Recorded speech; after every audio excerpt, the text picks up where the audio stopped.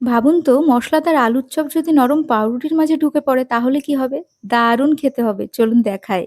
আলুর প্রতি বাঙালির প্রেম থেকেই তৈরি হয়েছে আলুর চপ। আর আলুর চপের সাথে বেস্ট কম্বিনেশন অবশ্যই মুড়ি। তবে আলুর চপের সাথে পাউরুটির এই কম্বিনেশন হলো বড়া পাও, যা মুম্বাইয়ের খুবই জনপ্রিয় একটি স্ট্রিট ফুড। দু রকমের চাটনি বানানো হয়ে গেছে। এবার প্যানে সাদা তেলে জিরে, সর্ষে, কারি পাতা ফোড়নে দিয়ে আদা, রসুন, কাঁচা লঙ্কার পেস্ট আর লবণ হলুদ দিয়ে একটু ভেজে সেদ্ধ করে রাখা আলু দিয়ে আলুর চপের পুরটা বানিয়ে নিলাম। এবার বেসনের মধ্যে লবণ, হলুদ, লঙ্কার গুঁড়ো জল দিয়ে গুলে নেব। ভাজার আগে একটু বেকিং সোডা আর গরম তেল যোগ করে ফেটিয়ে নিচ্ছি। এবার আলুর পুরটাকে চপের শেপ দিয়ে বেসনের গোলায় ডুবিয়ে গরম তেলে ভেজে নিলাম। তেঁতুলের চাটনি, ধনেপাতার চাটনির সঙ্গে রসুনের একটা শুকনো চাটনিও থাকে। চলুন সেটা বানিয়ে ফেলি।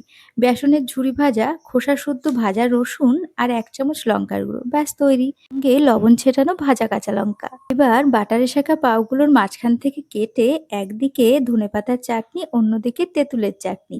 তার উপর থেকে শুকনো রসুনের চাটনি আর ভেতরে মশলাদার আলুর চপ।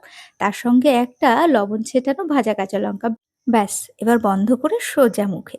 এক কামড় নিতেই মুখের মধ্যে পুরো টেস্টের ব্লাস্ট।